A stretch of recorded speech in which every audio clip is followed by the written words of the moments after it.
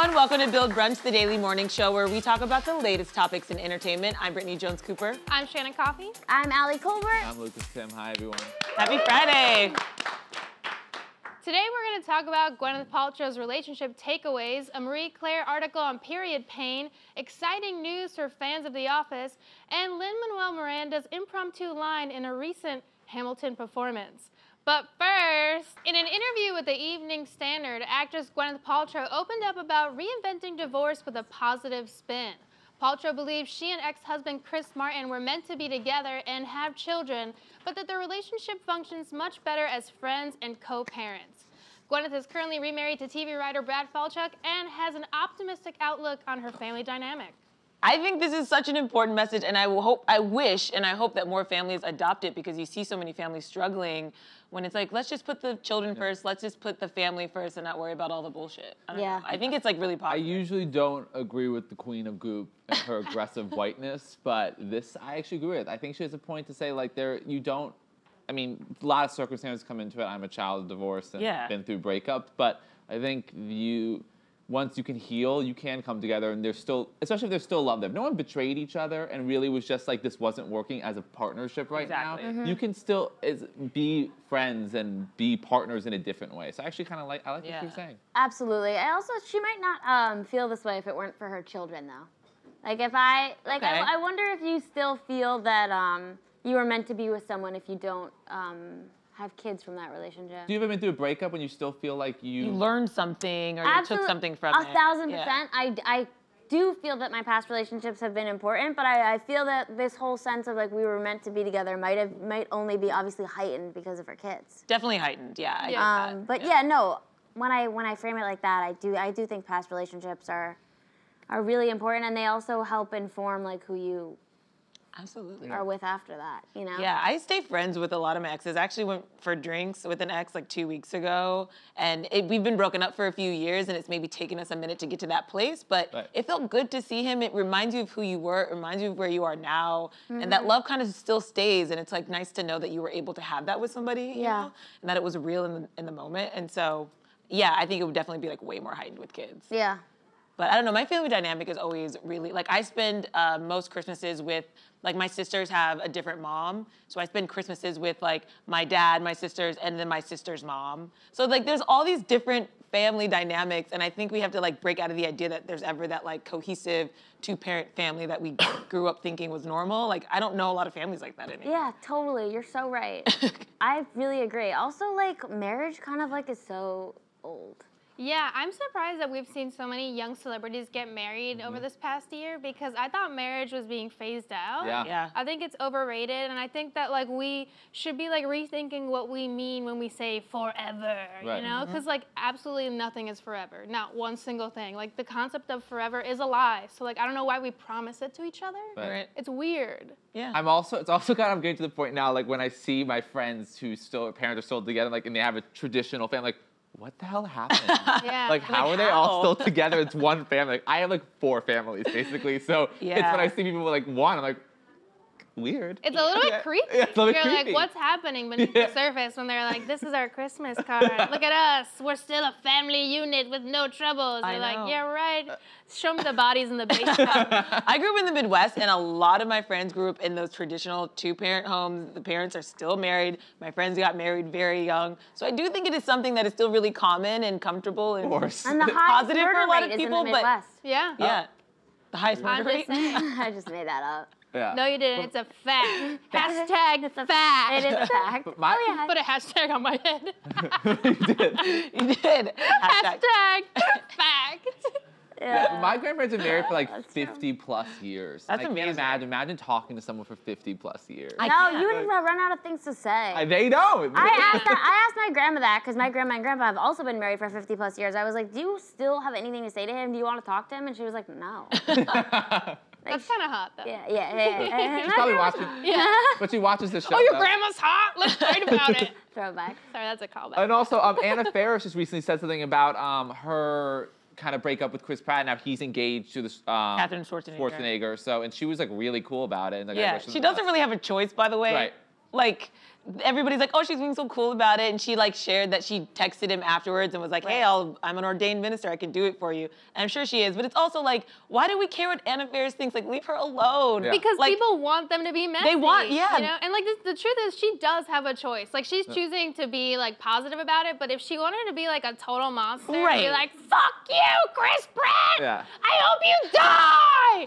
She could totally do that. My point is we don't know how she really feels because I think she does, to maintain her public persona, have to be encouraging and supportive. And it's like, I just wish, like, they're divorced, like, leave her alone. She shouldn't have to comment on her ex-husband's marriage. I saw a picture of Jennifer Aniston and Brad Pitt on the cover of like Us Weekly last week. And it was like they're expecting a child. And I was like, leave them alone. Leave them alone. No, they'll never let that go. I know. Never. They won't. Poor Jen Aniston. I just want her to be happy and just like leave I her think alone. she is happy. Yeah, she is. Happy. If we're the ones that are causing her any distress. Like on her fucking like, I was like, this sucks. tombstone, it's gonna be like, does Brad like her? I know. Question mark, question mark, question mark. And we're like, we're trying to mourn the loss of this beautiful woman. And she straight up is like, I don't want a baby. People keep trying to make me pregnant. Yeah. If I wanted to have a baby by now, I would have had one. She could have bought like 20,000 babies if she wanted them. She doesn't want them. Also, stop asking women when they're gonna have a baby. Yes. And It's such a personal, private question. Yeah. And also that, so you bring up, but that topic, remember like 3 seasons ago in Real Housewives of New York when the women were like kind of hounding Carell, like it's all she had was her career. And Carell's like, I'm not a victim. I didn't want to have a kid. My husband died. I didn't have a kid. It's all good. Like that was just a big,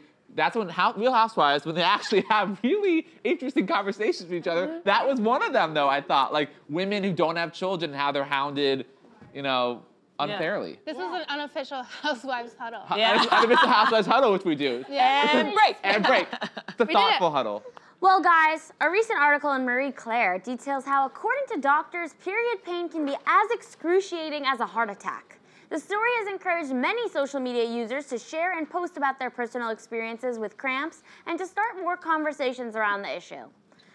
I am so not surprised about this. My period pains are so bad all the time. How bad are they? So bad, Brittany. And like they're so bad, but I'm just conditioned to accept it and just take Tylenol or Advil and move on with my day. And I know for a fact if men had period cramps, they would be calling out of work, they would be going to the hospital, they'd be crying about their flow. The government would be shut down every month while men had their periods. Yeah, oh my God, they'd be like, I can't, I have my period right now, and everyone would be like, he's got his period, leave him alone. Right. I've always said, like, I mean, like every woman I've had, like, some cramps that were horrible, and I've always said it's like nature's way of preparing us for childbirth because it is so horrible and painful, and we like get used to like that slow introduction to pain so that we can actually mentally handle childbirth. Even Mother Nature is like, when are you gonna have a baby with your cramps? Leave us alone. But yeah, I don't think any woman is surprised by this study. No. Lucas? I hear you all. I respect you, and I'm with you. Yeah. Can we just like punch you in the stomach for the next 40 minutes? If that's what will make you happy, I'm here. Yeah, no, I mean, men will never, ever feel the pain that women regularly feel ever in their lives. Ever. Women have it drastically harder in every capacity of life. So you guys are all superheroes. Did you guys ever see that video where they put these like little things on these guys that like would like zap them to make them feel like something similar to childbirth, and they were like, and you're like, shut up, you drama queens. Men are the most. We saw the Gillette commercial. Men are so dramatic. They're so sensitive. Yeah, they are so sensitive. Literally, like if Gillette put out a commercial for women, you guys would be like, no, you'd be like, no, you wouldn't be able to, no. And I'm like, every commercial targeted towards women is like, you should kill yourself. You're trash. You're ugly. Be better. Be hotter. Be nicer. Have a job and kids. Why don't you have a body full of kids right now? And you're like, leave me alone. Oh my God. That's very accurate. Yeah. I saw a tweet that was so funny that was like, women being like, women are saying, men, you should just be a little nicer. And men were like, we're not, we're doing our best. And then it was like Gillette puts out the ad and it was like men, pterodactyl scream.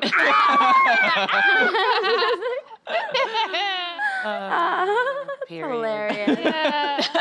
Oh my God. What are your guys' weird tips for getting rid of cramps? Do you have any? I know that's like, I'm just always ask women this. Yeah, I mean, heating pads you can try. Oh, so nothing I just do pills.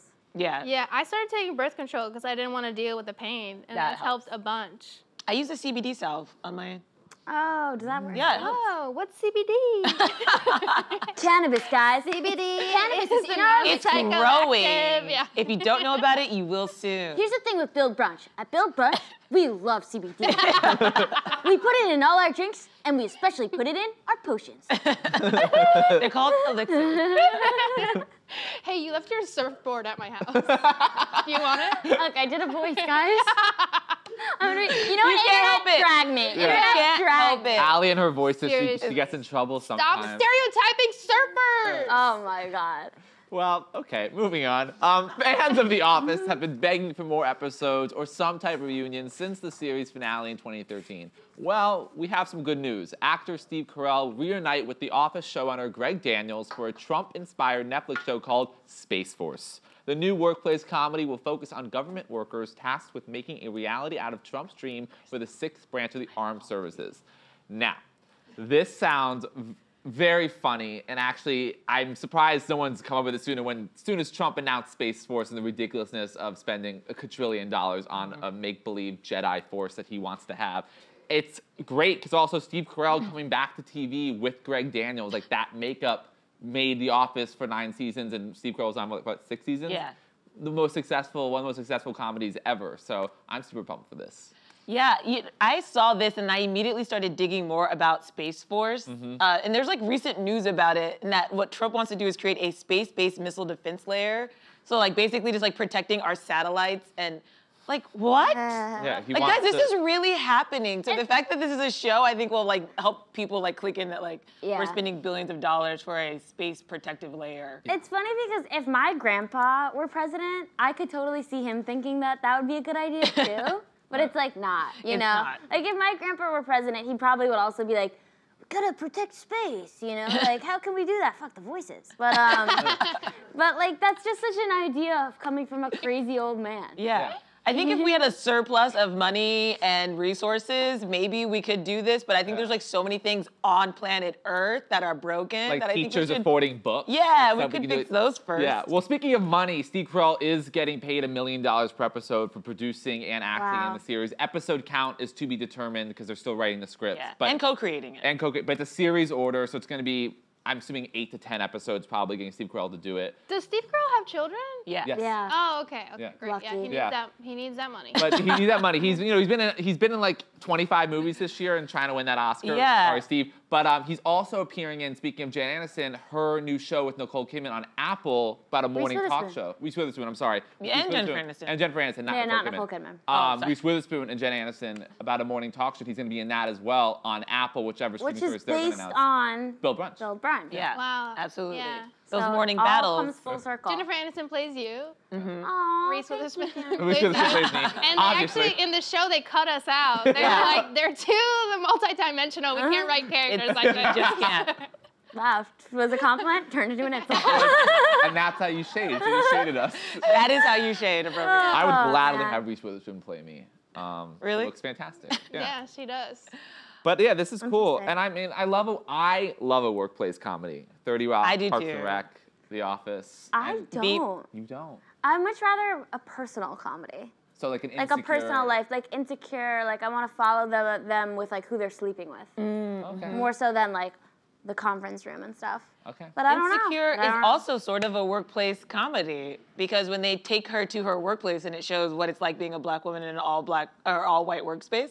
So some could argue that it's also a workplace. You could make that argument. I think just you did. two should fight about it. Yeah. Fight. Fight, We'll clear the fight, table. Fight, because that makes good TV. Yeah. I'm not a good fighter. Sip the elixir. Well, I'm pumped. And you guys will, if you guys watch The Office, enjoy it while you can, 'cause it's probably being pulled from Netflix in a year Yeah. or so. And that is a threat. Enjoy it while you can. That is a threat. I will be pulling it The from only way Netflix. they won't pull it is if you show them you want it bad enough. Show them you want it. No, Like we did they with need Friends. money. We did that with Friends. Yeah, they're gonna pull it though And they're eventually still, too. Like, But after not for all another that money 10 they years. spent, they're gonna pull it. After all those yes, millions. Warner Bros. No, it's the studios that are gonna pull their Eventually. shows. They don't want Netflix to have all this power anymore. Wait, which- I read something crazy that Netflix is actually just this huge Ponzi scheme and they're just gonna like completely collapse because all the money they spend isn't actually there yet. Of course, no. They have one source of revenue. They have one source of revenue system. So, which I mean, they have 100 million subscribers, so they're making a lot of money. But they're spending $12 billion on programming. If ever that is jeopardized, they're done. They just raised subscription prices. I don't know if you guys saw. To $13. So people.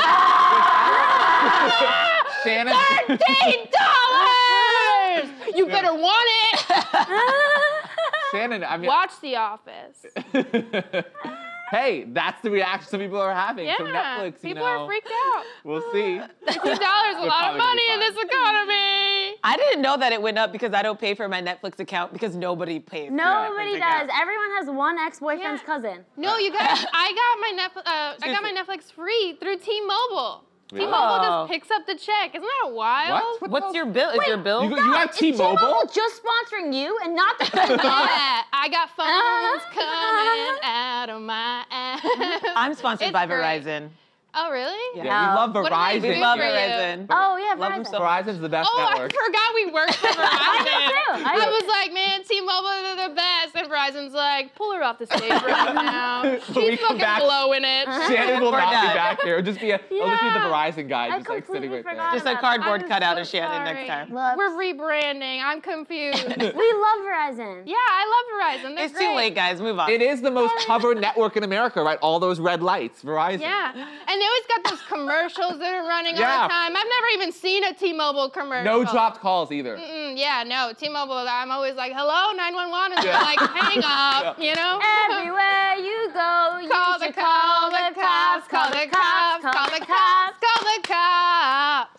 During Lin-Manuel Miranda's recent performance in Hamilton, he called out an audience member for filming. Miranda, who is reviving his role in a limited run in Puerto Rico, rewrote one of the song's lyrics on the spot, rapping, "Lady filming in the fourth row, please stop it." He later took to Twitter saying, "Please don't make me do that shit again."